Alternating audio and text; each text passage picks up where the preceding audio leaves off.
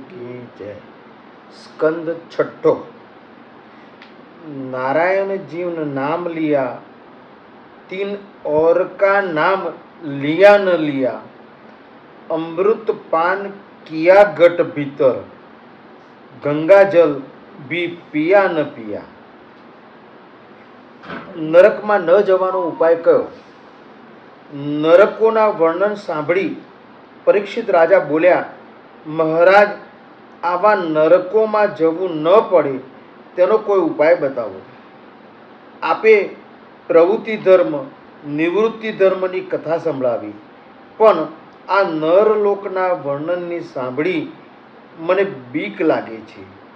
કોઈ દિવસ નરકમાં જવાનો પ્રસંગ ન આવે તેવો ઉપાય બતાવો. સુખદેવજી વર્ણન કરે છે, હે રાજન, પાપ કરવાથી મનુષ્ય નરકમાં પડે છે, માટે પાપ ન કરવું. કદાચ પાપ થઈ જાય તો તેનું પ્રાયશ્ચિત કરવું. એક એક પાપનું પ્રાયશ્ચિત શાસ્ત્રમાં બતાવેલ છે. જો તે પાપનું વિધિપૂર્વક પ્રાયશ્ચિત કરવામાં આવે તો પાપનો નાશ થાય છે. પ્રાયશ્ચિત કર્યા પછી ફરીથી પાપ ન થવું જોઈએ, નહીતર પ્રાયશ્ચિતનો કાંઈ અર્થ નથી. દુઃખ સહન કરી ઈશ્વરનું ભજન કરે તો પાપ બળે છે. જે દિવસે પાપ થાય તે દિવસે સૂતા પહેલા પ્રભુ પાસે તે પાપની કબૂલાત કરો, પાપનું પ્રાયશ્ચિત કરો. બીજા બધા પાપ એક ક્ષમ્ય છે, પણ ચોરી અને વ્યભિચાર એક ક્ષમ્ય નથી. મહાપાપનું પ્રાયશ્ચિત પણ બહુ મોટું હોય છે. મહાપાપ થયું હોય તો કેટલાક ગૌમૂત્ર યાવક વ્રત કરે છે. રાજાએ પૂછ્યું, વિધિપૂર્વક પ્રાયશ્ચિત કર્યા પછી પણ પાપ કરવાની ઈચ્છા થાય છે. પાપના પ્રાયશ્ચિતથી પાપનો નાશ થાય છે, પણ પાપ કરવાની વાસનાનો નાશ થતો નથી. પાપની વાસના પ્રાયશ્ચિતથી નષ્ટ થતી નથી. તેનો શું ઉપાય? એવો ઉપાય બતાવો કે પાપ કરવાની વાસના જ ન રહે. પાપના પ્રાયશ્ચિતથી પાપ બળે છે, પણ પાપ કરવાની વાસના જતી નથી, તે કેમ જાય?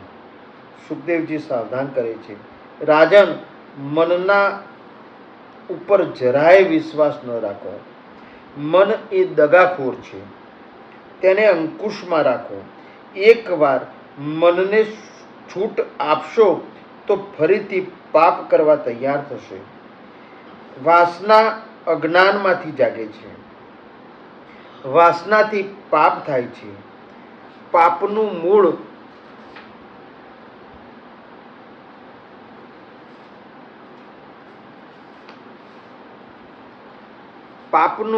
છે અજ્ઞાન. અજ્ઞાનનું મૂળ છે અહંકાર છે. અજ્ઞાનનો વિનાશ જ્ઞાનથી થાય છે. વાસનાનો નાશ કરવો હોય તો જ્ઞાનને સતત ટકાવી રાખો. જ્ઞાન સતત ટકે તો વાસના જાગે નહીં. અજ્ઞાનનો નાશ કરવા એક ઉપાય બતાવ્યો છે. તમારા પ્રાણને પરમાત્માને અર્પણ કરો. શ્રી કૃષ્ણ ભગવાનને જે પ્રાણ અર્પણ કરે છે તેને પાપ કરવાની ઈચ્છા થતી નથી. તેનો અહંકાર નષ્ટ થાય છે. તપ, મનની તથા ઇન્દ્રિયોની એકાગ્રતા રૂપ તપ. બ્રહ્મચર્ય, શમ, મનના નિયમરૂપ શમ. દમ, બાહ્ય ઇન્દ્રિયોના નિયમરૂપ દમ અને મનની સ્થિરતા. દાન, સત્ય, શૌચ, યમ, નિયમ વડે પાપની વાસનાનો નાશ થાય છે. પરંતુ હે પરીક્ષિત, ન તથા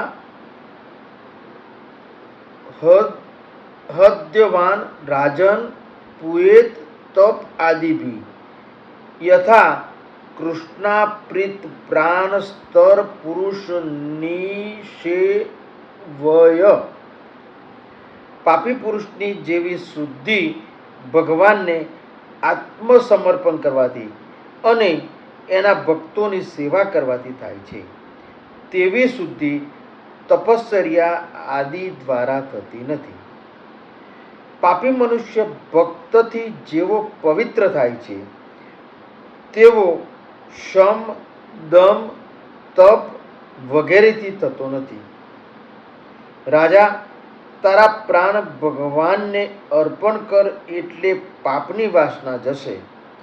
ભગવાન નારાયણને જે પોતાના પ્રાણ અર્પણ કરે, પ્રતિ શ્વાસે નારાયણના મંત્રનો જપ કરે, તો પછી પાપ તેને અળગશે નહીં.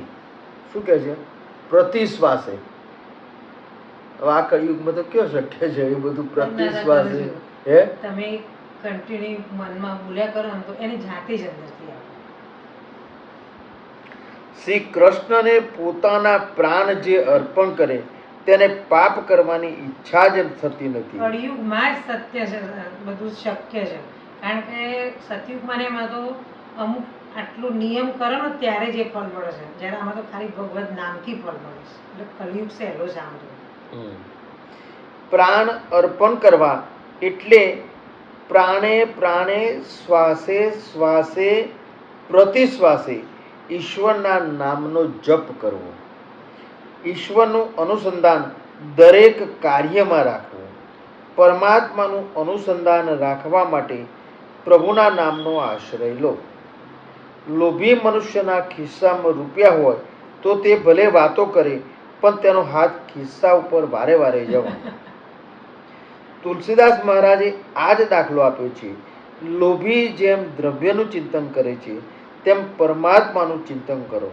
સતત પ્રતિ શ્વાસે શ્વાસે ભગવત સ્મરણ રાખો તો મનુષ્ય પાપ કરી શકતો નથી, તો પાપમાં પ્રવૃત્તિ નહીં થાય. ગીતાજીમાં કહ્યું છે ને, મામ અનુસ્મર યુષ્ય ચ. પહેલા ભગવાનનું સ્મરણ, ત્યારબાદ સંસારના કાર્યો. આમાં આ ગઈકાલે ગુરુજી જે કહ્યું ને એ આવ્યું એમ કે તમે ધર્મ, અર્થ, કામ અને મોક્ષ. મોક્ષ એમાં નથી, ધર્મ તો ધર્મ, અર્થ અને કામ. તો સૌથી પહેલા તો અર્થ. તો અર્થ કમાવવો છે, પણ કોના માટે? પ્રભુને લક્ષ્યમાં રાખીને. ધર્મ, ધર્મ બી પ્રભુને લક્ષ્યમાં રાખીને. અને કામ, કામ બી પ્રભુ માટે.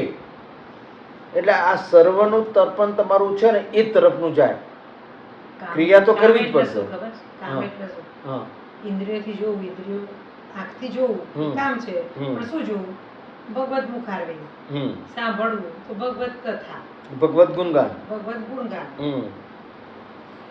પરમાત્માનું જ્ઞાન, કામ થયું. પરમાત્માનું જ્ઞાન ન થાય ત્યાં સુધી વાસનાનો વિનાશ થતો નથી. વાસના અજ્ઞાનમાંથી જન્મે છે. ઈશ્વરના સ્વરૂપનું જ્ઞાન થાય અને જગત કેવું છે તે સમજે તો વાસનાનો વિનાશ થાય. ઈશ્વર આનંદરૂપ છે અને સંસાર એ દુઃખરૂપ છે તેવો અનુભવ થયા પછી વાસનાનો વિનાશ થાય છે. વાસનાનું મૂળ અજ્ઞાન છે.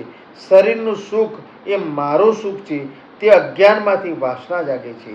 અજ્ઞાનનો નાશ જ્ઞાનથી થાય છે. એ જ્ઞાનને સતત ટકાવી રાખવા પ્રાણને કૃષ્ણાર્પણ કરો. અજ્ઞાનનો નાશ ન થાય ત્યાં સુધી વાસનાનો નાશ થતો નથી. વાસનાનો નાશ ન થાય ત્યાં સુધી પાપ અટકતું નથી.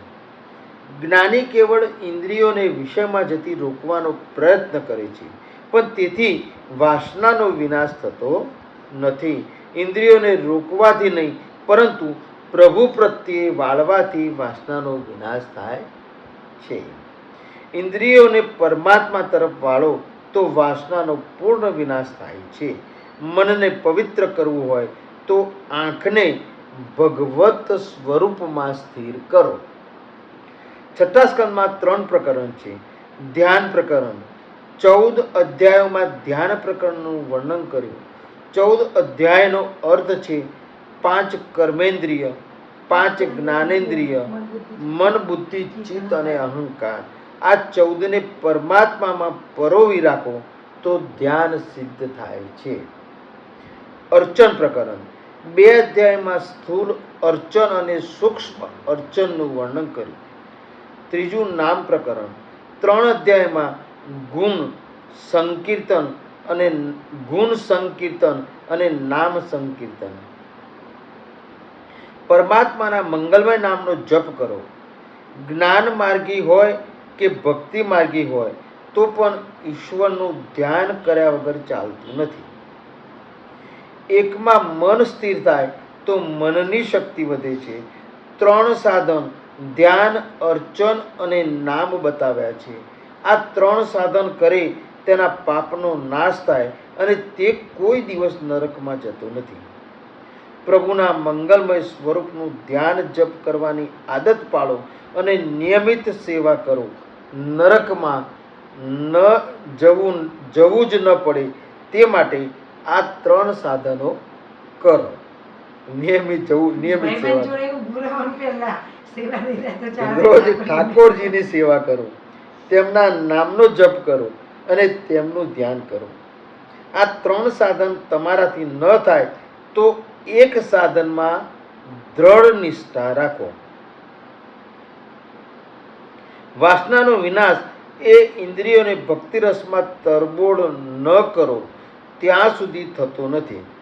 પ્રેમથી નામ જપ કરો તો ધીરે ધીરે વાસનાનો વિનાશ થાય છે.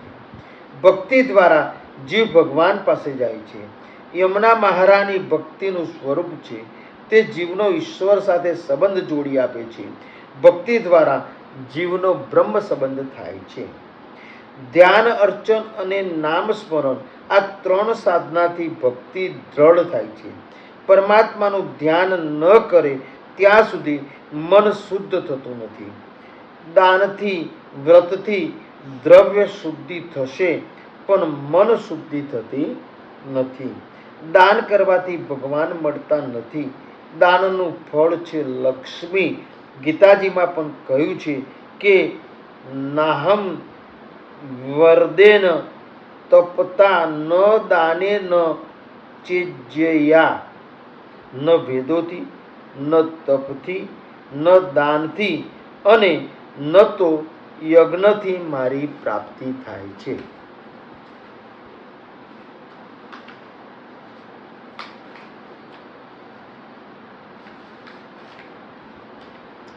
મન શુદ્ધિ પરમાત્માના ધ્યાનથી થાય છે. તેથી રોજ ધ્યાન કરવાની જરૂર છે. ધ્યાનમાં એકાગ્રતા ન થાય તો નામ સ્મરણની જરૂર છે. આ 3 ન થાય તો કાંઈ નહીં, પણ આમાંના એકને પકડી રાખો. સાધન વિના સિદ્ધિ પ્રાપ્ત થતી નથી. બરાબર છે? 3 સાધનો કયા? 3 સાધનો કયા? બરાબર, આપણને કયા? તો કયા? કાં તો નામનો જપ કરો, કાં તો ધ્યાન કરો અને સાધનમાં નિષ્ઠા રાખો. કલયુગમાં સાધનમાં નિષ્ઠા તો ઓછી જ રહે. કશું થાય તો ડગી જવાય. એના કરતા નામ સ્મરણ જ ઉત્તમ છે. મનુષ્ય જીવનમાં લક્ષ્ય નક્કી કરવું જોઈએ. જે જીવનમાં એક ધ્યેય નથી તે જીવન નાવિક વગરની નૌકા જેવું છે. ધ્યેય નક્કી કરે તે ધ્યેય સિદ્ધ કરવા સાધન કરો. આ કલિકાળમાં કાંઈ જ થઈ શકતું નથી. તેથી નામ સ્મરણનો આશરો લેવો. સમય એવો આવ્યો છે કે યોગથી, જ્ઞાનથી કળીકાળમાં મુક્તિ મળવી કઠણ છે. કળીકાળમાં નામ સેવા પ્રધાન બતાવી છે. કળિયુગમાં સ્વરૂપ સેવા જલ્દીથી ફળતી નથી. સ્વરૂપ સેવા ઉત્તમ છે, પણ તેમાં પવિત્રતાની જરૂર છે. એવી પવિત્રતા કલીનો માણસ રાખી શકતો નથી. તેથી નામ સેવા મોટી કહી છે.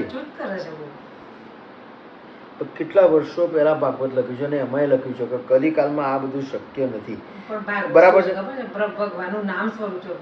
વેદવ્યાસજીને હૃદયમાં બિરાજીને પોતે ભગવાન જ લખાયું છે. પછી હા, એટલે કેટલા વર્ષો અગાઉ આટલા સત્ય વચન લખ્યા છે. એમ કે એવી પવિત્રતા કલીનો માણસ રાખી શકતો નથી. કલીના માણસનું વર્ણન કેવું હશે ને એ વખતે કર્યું છે. તેથી નામ સેવા મોટી કહી છે.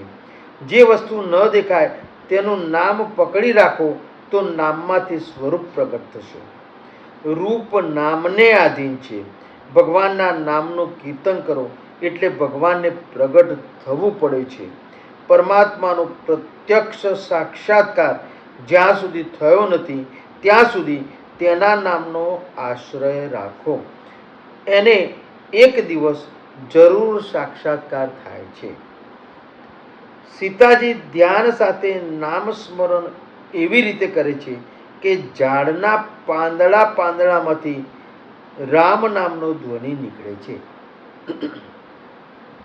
પરમાત્માના નામમાં નિષ્ઠા થવી કઠણ છે. પૂર્વજન્મના પાપને લીધે આ જીવને પ્રભુના નામમાં પ્રીતિ થતી નથી. નામ સ્મરણ થતું હોય તો જીભ અટકી પડે છે. આ જીભથી બહુ જ પાપ થાય છે, એટલે જીભથી જપ થતો નથી. પાપ જીભને પકડી રાખે છે. ઘેર જાઓ ત્યારે પગલે પગલે ભગવાનનું નામ લ્યો. પદે પદે યજ્ઞનું પુણ્ય મળશે. આ અતિશય સુલભ છે, છતાં થતું નથી. તીર્થયાત્રા કરવી સહેલી છે, યજ્ઞ કરવો સહેલો છે, પણ એકાંતમાં પ્રભુનું ધ્યાન કરવું એ અઘરું છે. માટે નામમાં દ્રઢ નિષ્ઠા રાખો. સતત પરમાત્માના નામનો જપ કરવાની ટેવ પાડશો તો મરણ સુધરશે. નામ નિષ્ઠા થાય તો નામી ઈશ્વરનું સ્મરણ થતાં મરણ સુધરે છે. બ્રહ્મનિષ્ઠા અંત સુધી ટકવી મુશ્કેલ છે. કલિકાળમાં નામનિષ્ઠા વગર બીજો કોઈ જ ઉપાય નથી. સગુણ નિર્ગુણ બ્રહ્મ કરતા નામ બ્રહ્મ શ્રેષ્ઠ છે. નિરાકાર ભગવાન કોઈને તારતા નથી કે મારતા નથી. ભગવાનના નામમાં રહેવાની ટેવ પાડો. રામ નામથી પથ્થર તરી ગયા છે, પણ રામે નાખેલા પથ્થર ડૂબી ગયા છે. રામ નામથી પથ્થરો તરે છે. એક વખત રામચંદ્રજીને કુતૂહલ થયું, મારા નામથી પથ્થરો તરેલા અને વાનરોએ સમુદ્ર ઉપર સેતુ બાંધેલો, મારા હાથના અળકવાથી પથ્થરો તરે છે કે નહીં, ચાલ તેની ખાતરી કરું. તેઓ કોઈ ન દેખે તેવી રીતે સમુદ્ર કિનારે આવ્યા. રામચંદ્રજીએ પોતે પથ્થરો ઉચકીને સમુદ્રમાં ફેંક્યા તો સર્વ પથ્થરો સમુદ્રમાં ડૂબી ગયા. રામચંદ્રજીને આશ્ચર્ય થયું, આમ કેમ બન્યું? મારું નામ માત્ર લખવાથી તો પથ્થર તરેલા. હનુમાનજી આ કૌતુક છુપાઈને જોતા હતા. રામજી નિરાશ થઈ પાછા ફરતા હતા. હનુમાનજી સામેથી આવ્યા અને મળ્યા. તેઓએ હનુમાનજીને પૂછ્યું, મારા નામે સમુદ્રમાં પથ્થર તર્યા અને મેં પોતે પથ્થરો સમુદ્રમાં ફેંક્યા, તે સર્વ ડૂબી ગયા, આમ કેમ? હનુમાનજી કહે, એમ જ હોય ને, તેમાં શું અયોગ્ય છે? તમારો થઈને જે રહે છે તે તરે છે. તમે જેને ન અપનાવો, જેને તમે તરછોડો તે ડૂબે, તો તેમાં શું આશ્ચર્ય? રામજી જેને ફેંકે એટલે કે તરછોડે તેને કોણ તારી શકે? રામજી જેને ફેંકે ત્યજે એ તો ડૂબી જ જાય. એ પથ્થરોને આપે ત્યજ્યા એટલે ડૂબી ગયા. રામજી જેને અપનાવે તે ડૂબે નહીં. પથ્થર પર રામ લખાયું એટલે અપનાયા એમ. જે પથ્થરો વડે સમુદ્ર ઉપર સેતુ બાંધેલો તે ઉપર શ્રી રામ લખવામાં આવતું એટલે તે તર્યા. હનુમાનજીએ વધુમાં કહ્યું, તમે નારાજ ન થાવ તેથી એવું કહ્યું, પણ તમારા નામમાં જેવી શક્તિ છે તેવી તમારા હાથમાં નથી. રામ નામમાં જે શક્તિ છે તે ખુદ રામમાં પણ નથી. રાવણને રામના દર્શન થયા પણ તેની બુદ્ધિ સુધરી નહીં. શિશુપાલને શ્રી કૃષ્ણના દર્શન થયા પણ તેની બુદ્ધિ સુધરી નહીં. તેથી લાગે છે કે સગુણ પરમાત્માના દર્શન થયા પછી રાક્ષસો એ રાક્ષસો જ રહ્યા, પણ રાવણ દુર્યોધન જેવા મનુષ્ય ભગવાનના નામનો આશ્રય લે તો તે જરૂર સુધરશે. તેથી ભગવાન કરતાં ભગવાનના નામમાં અધિક શક્તિ છે એમ કહીએ તો ખોટું નથી. અજામિલ મહાન પાપી હતો, પણ ભગવાનના નામનો આશ્રય કરી તે તરી ગયો છે. રામજીએ પોતાના જીવન દરમિયાન કેટલાકનો ઉદ્ધાર કર્યો, ત્યાર પછી રામ નામે અનેકને તાર્યા છે. રામનું નામ તમને રામના ચરણ સુધી લઈ જશે. રામ નામથી પથ્થર તરે તો મનુષ્ય શું નહીં તરે? નામ જપનો મહિમા અનેરો છે. જપ કરવાથી જન્મ કુંડલીના ગ્રહો પણ બદલાઈ જાય છે. વધુ શું કહ્યું? તુલસી દાસજીની વાણીનો આશરો લઈએ.